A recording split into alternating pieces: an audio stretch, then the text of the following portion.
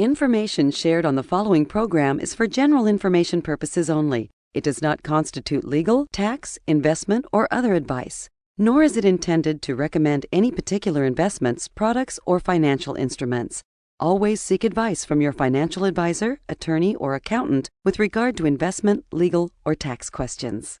Hey, Aaron, have you got those gloom and doom articles ready for the show? Yes, sir. I got them ready right here. Okay, here's your first one. I'm going to pull it up for you. Okay, here's one on the baby food shortage, the crisis of the baby food. Oh, well, that doesn't really affect us. What's the next one you got there? Okay, I found another one talking about how high these gas prices are going up, gas price increases. Oh, now that one affects me going back and forth from Louisville to Bowling Green. What else you got there, gloom and doom stuff going on? Well, finally, I got this one right here. It's actually a video clip. I'm going to play it for you real quick. Okay, you ready? Oh, yeah, let it roll. Okay. Ava, let me start with you. When you take a look at today's leg lower, albeit very mild compared to the selling action that we saw yesterday, but certainly there has been a lot of fear creeping back into the market. Where do you think we're heading from here? Well, unfortunately, there's no safe haven. Phew. No safe haven anywhere. Man, Tony, tell me you got an answer for this. Oh, yeah. Welcome to the only show in the country dedicated to helping savers worry less about money, the Worry-Free Retirement, with your host, nationally recognized retirement specialist and four-time author, Tony Walker.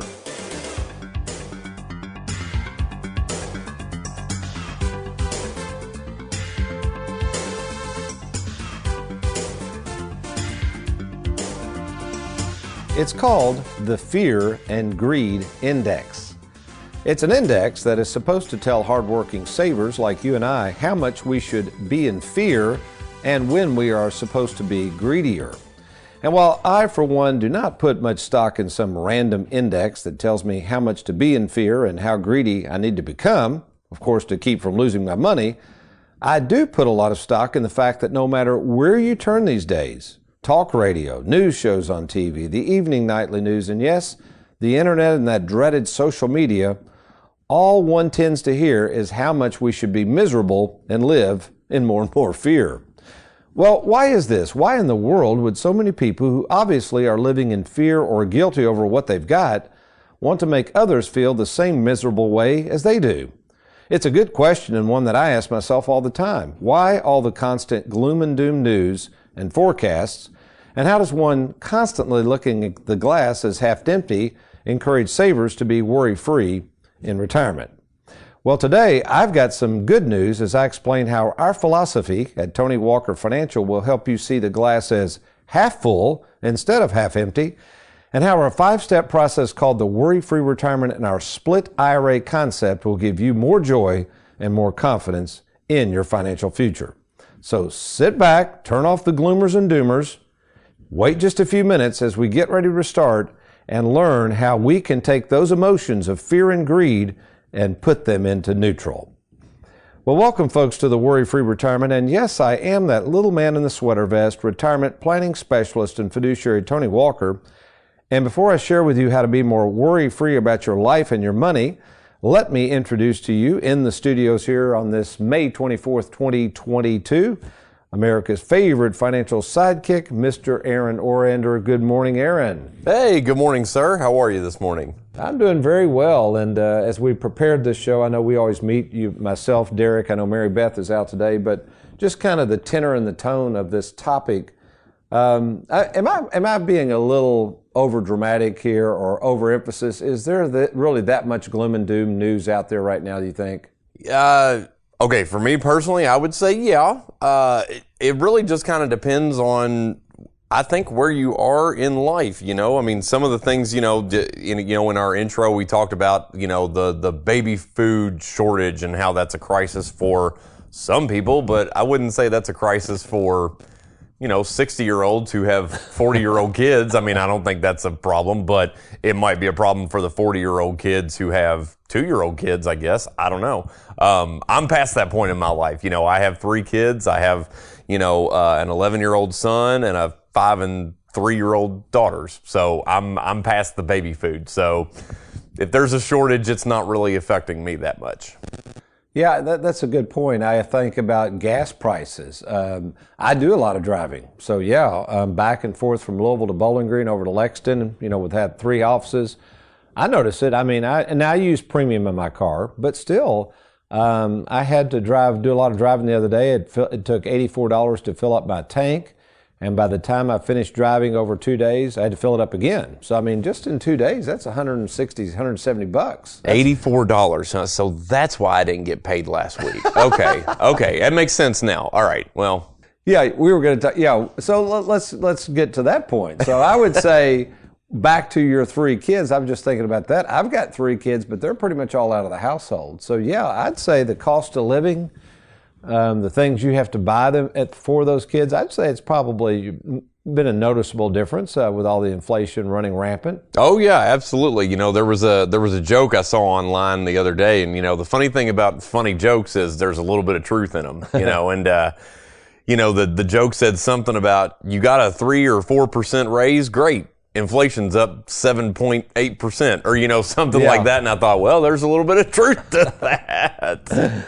Yeah, it's something. So, yeah, I guess the theme today, folks, is this gloom and doom news and why it seems to just rob our joy, and why, especially in the world of finance, we're going to find this out today, how the financial world, I think, just kind of manipulates people with this idea and this notion of what something is worth, how much money you've made, or subsequently, as we record this show again in May with the stock market going down, assuming you had a bunch of money in the stock market, how much money you lost.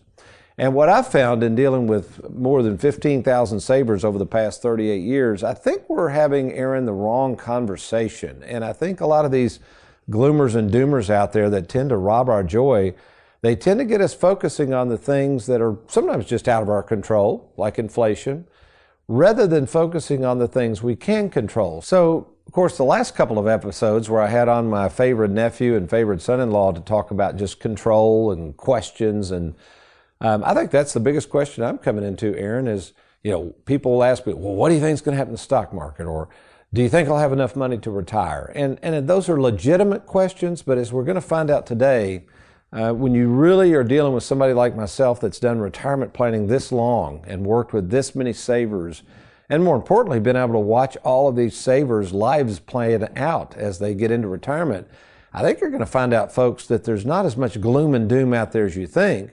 And the key to a worry-free retirement is, first of all, you got to find somebody that understands the world of retirement, like us at Tony Walker Financial. But more importantly, you have to get a game plan, something you can monitor that's realistic, and then moving forward, understanding that all these ebbs and flows and gains and losses really are fairly irrelevant. So when I come back, we're going to kind of go through a little quiz session, Aaron, and kind of talk about the idea of what is something really worth, how much money did you make, or how much money did you lose, and why those terms a lot of times really throw off savers and create unnecessary worry and add to the gloom and doom mix. You're listening to The Worry-Free Retirement. I'm Tony Walker. I'll be right back.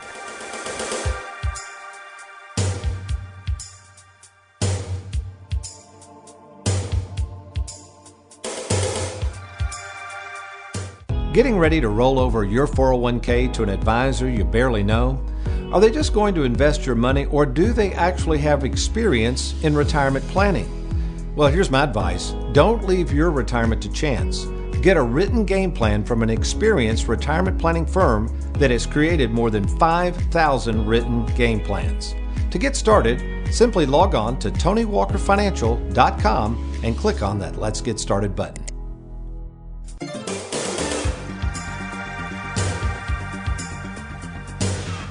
Welcome back to the Worry-Free Retirement, retirement planning specialist and fiduciary Tony Walker here, and we are talking in the lead of our show the idea of gloom and doom, but I wanted to reference this fear and greed, that's greed, G-R-E-E-D, index.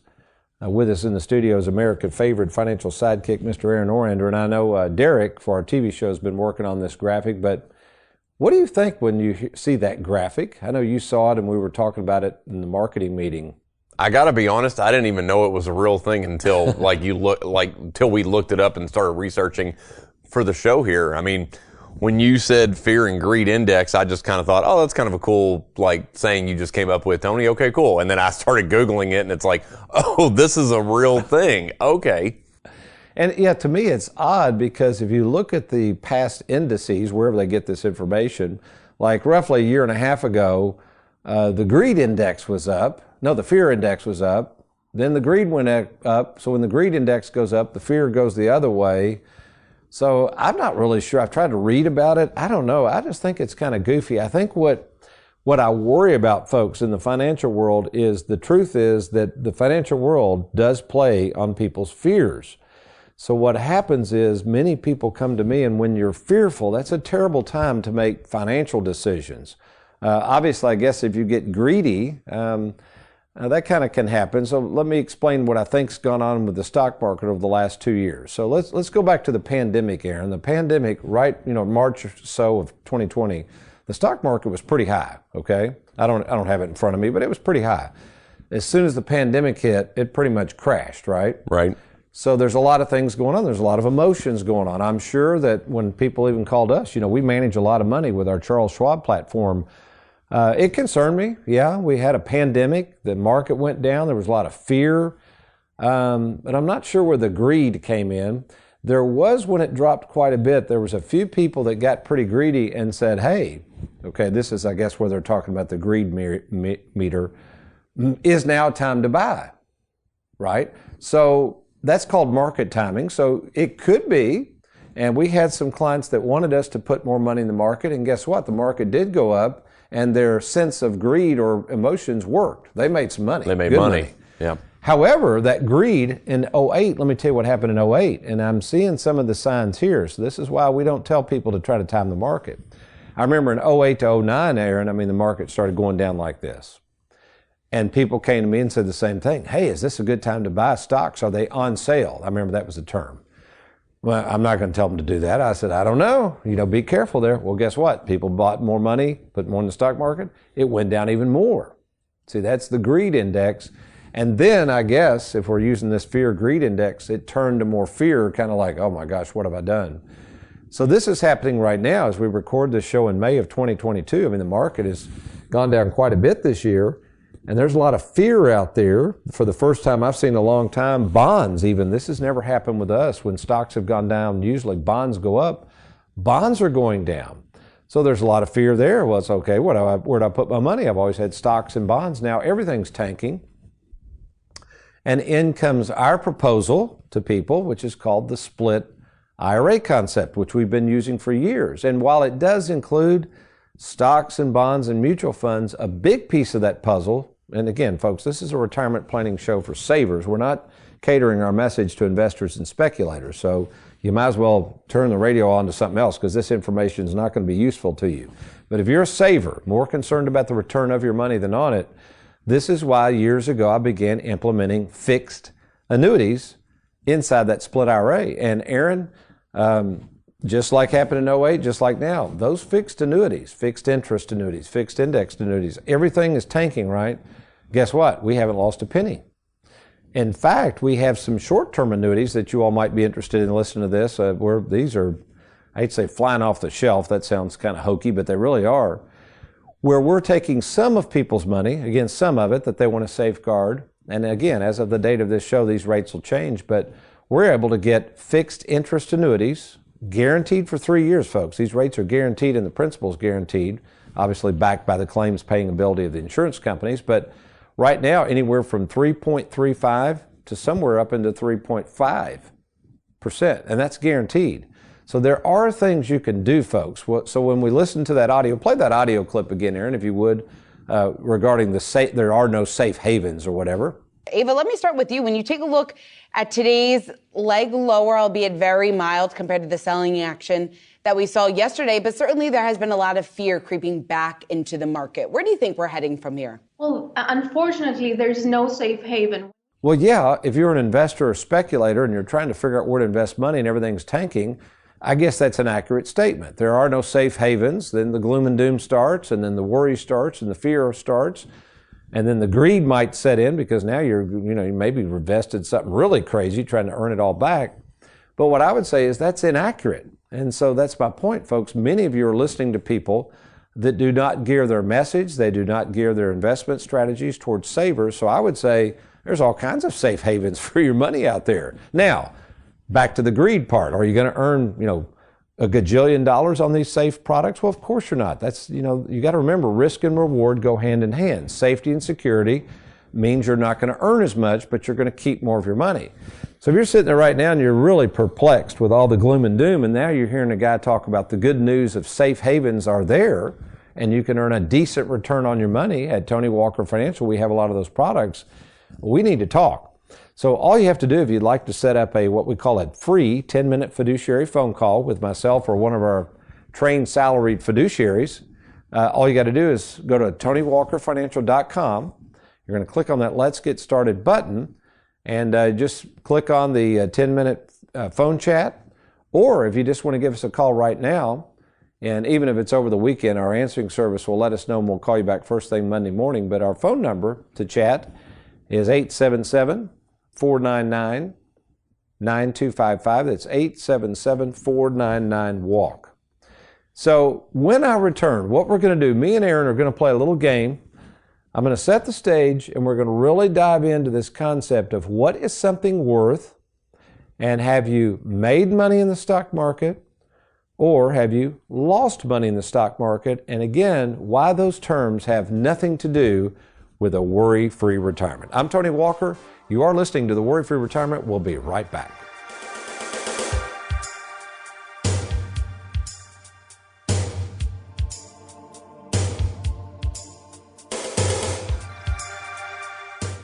With the uncertainty of the stock market, now may be the best time to consider moving your 401k to safer territory. To talk to me at no cost or obligation, simply log on to TonyWalkerFinancial.com.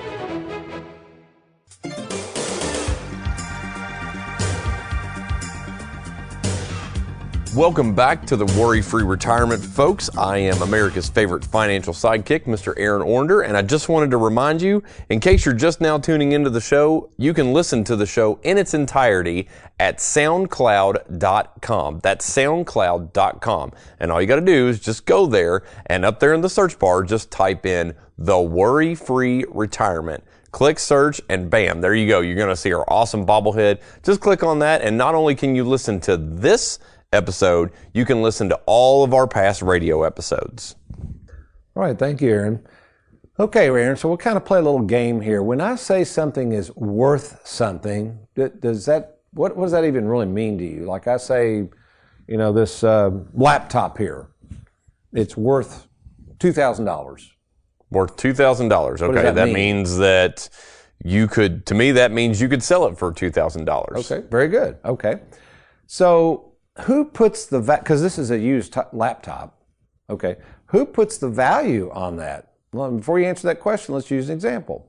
So let's say I think it's worth $2,000. For whatever reason, I'm on eBay looking for laptops similar to this, and someone is selling a laptop just like mine for $3,000. So the question is, now, because someone is selling a laptop for $3,000, is mine worth $3,000?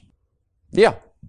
Why do you say that? Well, because it's the same thing. It's the same product. It has all the same features. It does all the same things. Okay, very good. So theoretically then, in my mind, I've already made $1,000 because I paid $2,000 and I thought it was worth $2,000, so it's worth $3,000, right? Sure. Okay. Yeah. Now, let's say the next day, for whatever reason, I go on eBay, I see the same laptop exactly for sale, but it's worth $1,000.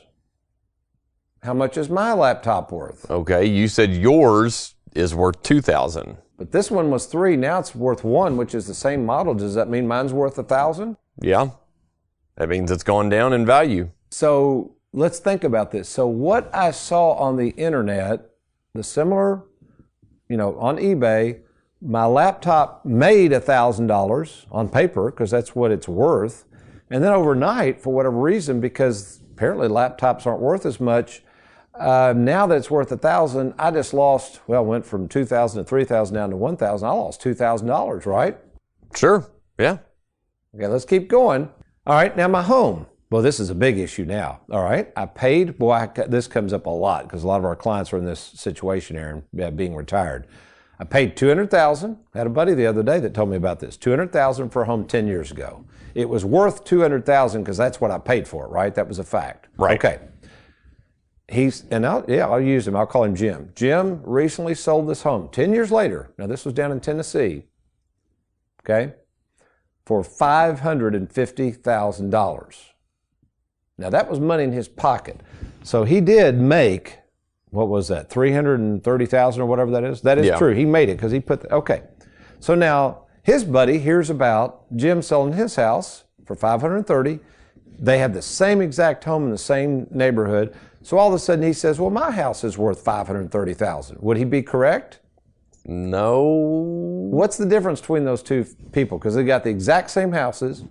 Jim sold his for $530,000 in the neighborhood. Pete, we'll call him, has not sold his house, but now he's saying my house is worth $530,000 also.